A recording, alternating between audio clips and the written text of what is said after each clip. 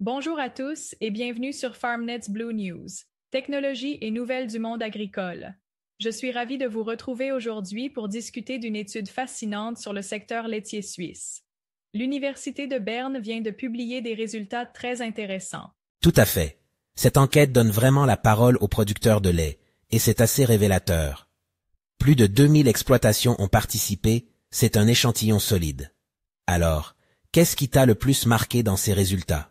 Ce qui m'a frappé, c'est le niveau général d'insatisfaction. Même si les prix du lait étaient au plus haut depuis 2009 au moment de l'enquête, 41% des producteurs n'étaient pas satisfaits de l'évolution du marché. Seulement 30% se disaient satisfaits. C'est, comment dire, préoccupant, non? Absolument.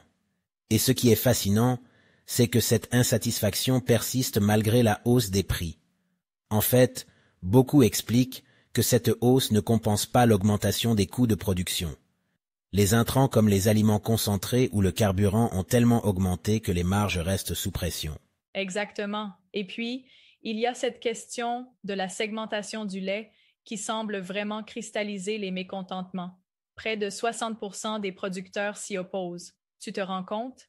Ils considèrent que c'est un mécanisme qui ne bénéficie qu'aux transformateurs et aux distributeurs. C'est vrai, mais attendez. Est-ce que la segmentation n'était pas censée protéger le marché suisse? Je trouve que c'est un peu facile de tout rejeter. Après tout, sans segmentation, comment maintenir des prix différenciés? Pas faux, mais le problème soulevé par les producteurs est très concret. Pourquoi avoir deux prix différents pour le même lait de même qualité? C'est perçu comme injuste.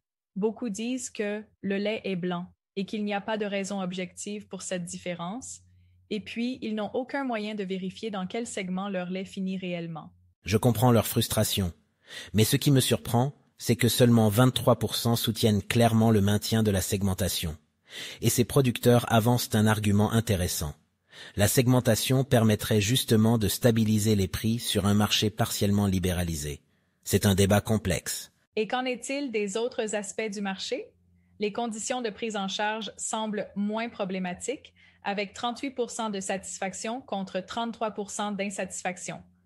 Mais les critiques portent sur les déductions jugées injustifiées et les suppléments considérés comme trop faibles pour récompenser la qualité. Sans oublier la représentation de leurs intérêts, seulement 29% sont satisfaits du travail de la Fédération des producteurs suisses de lait. On sent un fossé entre la base et les organisations censées les représenter. Beaucoup estiment que la FPSL n'est pas assez offensive dans les négociations de prix. Et les différences régionales sont frappantes.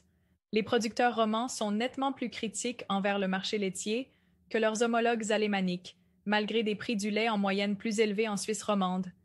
C'est paradoxal, non? Effectivement. Et n'oublions pas les différences entre zones de montagne et de plaine. Les exploitations de montagne sont globalement moins satisfaites, ce qui est compréhensible vu leurs conditions de production plus difficiles et leurs revenus plus faibles. Mais alors, comment envisagent-ils l'avenir? C'est peut-être la partie la plus inquiétante de l'étude. Environ 9% des exploitations prévoient d'abandonner la production laitière dans les 6 prochaines années.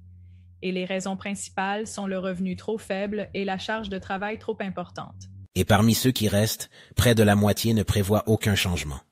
Mais il y a quand même 34% qui veulent augmenter leur production. C'est un signe d'optimisme, non? Je ne sais pas si c'est de l'optimisme ou de la nécessité. L'étude montre que plus l'intensité de production est déjà élevée, plus la probabilité d'une nouvelle augmentation est forte. C'est une sorte de fuite en avant qui peut poser question en termes de durabilité. Absolument. Et d'ailleurs, l'étude révèle que les exploitations biologiques sont plus satisfaites de l'évolution du marché et des conditions de prise en charge que les exploitations conventionnelles. Leurs prix plus élevés y sont certainement pour quelque chose. Ce qui est intéressant aussi, c'est que les exploitations pratiquant la pâture intégrale ou le bio sont beaucoup moins enclines à intensifier leur production. C'est logique puisque leur cahier des charges impose certaines limites, mais c'est aussi un modèle potentiellement plus résilient face aux variations des coûts des intrants. Tout à fait. L'étude suggère même que les stratégies d'extensification et de réduction des coûts d'intrants pourraient être plus favorables aux revenus que la course au volume. C'est contre-intuitif pour beaucoup, mais les chiffres semblent le confirmer. Finalement, quelles recommandations peut-on tirer de cette étude?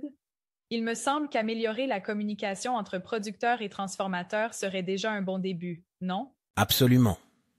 L'étude recommande d'améliorer le dialogue, notamment sur la segmentation et les décomptes de la paie du lait. Elle suggère aussi des normes uniformes pour plus de transparence.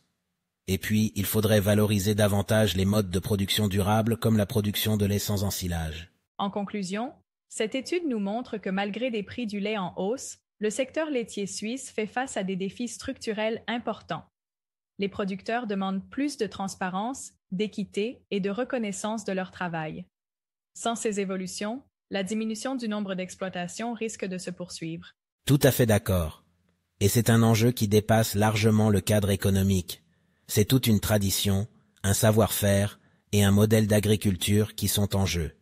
J'espère que cette étude permettra de faire avancer le dialogue entre tous les acteurs de la filière. Sur ces mots pleins d'espoir, nous terminons notre discussion d'aujourd'hui.